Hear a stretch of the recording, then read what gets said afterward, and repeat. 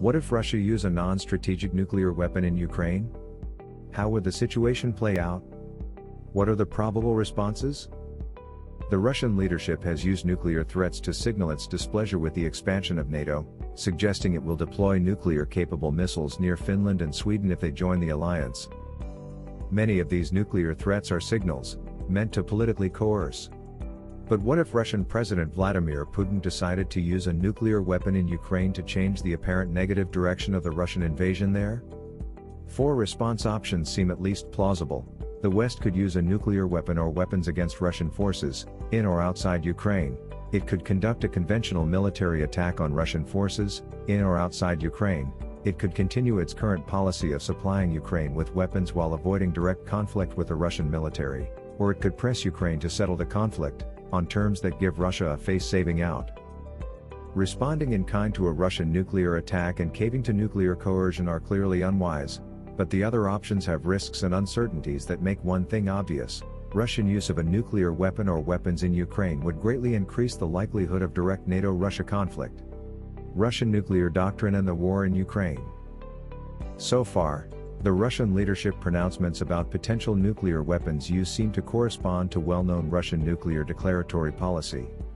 This policy allows for the use of nuclear weapons should Russia detect ballistic missiles inbound to Russia or its allies, in response to the use of nuclear weapons or weapons of mass destruction against Russia or attacks against Russian nuclear command and control, and to halt aggression through conventional means that could threaten the very existence of the state. Of course, declaratory policy does not, in and of itself, necessarily limit the Russian leadership from using nuclear weapons in other circumstances. Other triggers could include a certain level of economic destruction, the loss of military capability, and the inability to sustain military operations, all of which possibly fall under threats to the very existence of the state, especially if that existence is defined as regime survival. But one can argue that Russian declaratory policy is really meant to describe conditions for the use of strategic nuclear weapons. If Russia did use nuclear weapons in Ukraine, they would almost certainly be non-strategic nuclear weapons.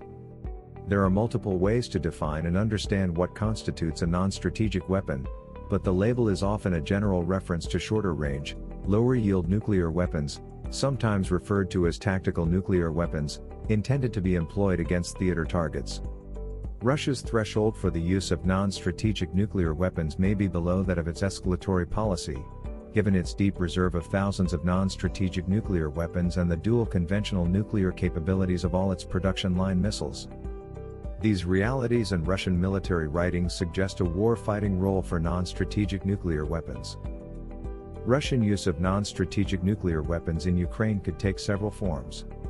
They could be used for demonstration purposes, not targeting anything and not creating casualties, to coerce Ukraine and/or the West to agree to a settlement acceptable to Putin.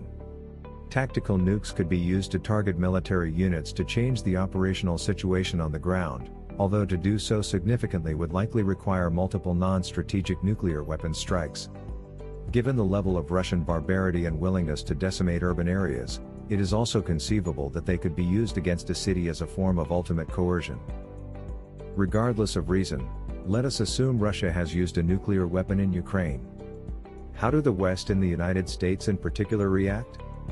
The emotional noise following the use of a nuclear weapon in Ukraine would be deafening, both in terms of calls for restraint and of demands for retaliation. In many ways, the policy community is divided between those wanting an aggressive approach to the war that seeks to force a strategic defeat on Russia and those who want a more constrained approach to avoid a possible escalation of the conflict and the nuclear implications that go with it. Despite this divide, we can attempt to broadly break down the potential policy areas that cover the gamut of positions open to the United States and NATO, their implications, and their possible consequences. Conventional response and escalation. Despite the dangers of escalating the Ukraine conflict to a war between NATO and Russia, policymakers have non-nuclear options to respond to Russian use of one or more non-strategic nuclear weapons. There are several employment options to consider. The first would be conventional strikes against Russian military targets in Ukraine. These could go after Russian units themselves, logistic hubs, or any number of platforms Russia is using to persecute the war. If the Russian use of nuclear weapons targeted Ukraine's ability to fight, one targeting criteria to consider would be those targets that negate any Russian advantage gained by its use of nuclear weapons. A second option would be to target the platform used by Russia to carry out the strike, a platform that would almost certainly be based inside Russia itself. It is fair to say that either of these options leads to an expansion of the conflict to one between Russia and the United States and its NATO allies. The fundamental change here is the deliberate targeting of the Russian military by US and NATO platforms. While Ukraine is using US and NATO weapons to kill Russian troops, there is an escalation salient between this and NATO and US forces directly attacking the Russian military. The argument can certainly be made that crossing the conventional nuclear threshold by Russia against Ukraine warrants the entry of NATO and the United States into the conflict. This would reinforce the view that the use of nuclear weapons in such scenarios, and especially for coercive reasons, is unacceptable. Of course, this would lead to a Russian response against NATO. Despite most of its ground forces being caught in the war in Ukraine, Russia could attempt to strike US and NATO infrastructure both in Europe and the United States, the latter being through land strike missions from submarines in the Atlantic. A conventional response against Russian use of nuclear weapons in Ukraine carries with it clear escalatory risks, although lower than those associated with a symmetrical response. However, the impetus for some response would be intense and arguably justified. A conventional response is a viable policy option that seeks to maintain some control over escalation while acknowledging the need to respond. Conclusion: war is never the answer, but conflict is inherent in human nature, and it is a sad dichotomy. Hopefully one day we can sit down and work out all differences diplomatically, but at this point in time, that is a pipe dream. For now, all we can do is hope that the situation in Ukraine does not escalate to the level that nuclear weapons are used. The number of men, women and children that will die from such an act will never be worth any sort of perceived gains.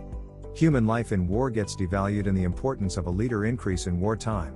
Hence, when some leaders feel threatened, they start wars. We need to build a better system, a system where countries and leaders who start wars are held accountable for their actions with coordinated efforts from every other country. The UN was set up to avoid war, but it is the most failed multinational organization. We must approach these situations clear-eyed, logical, and fair-minded. Hopefully, we never see the day where a nuclear weapon is used in Ukraine, turning innocent babies and children to dust. Thank you for watching. Please like, share and subscribe. Until next time, take care.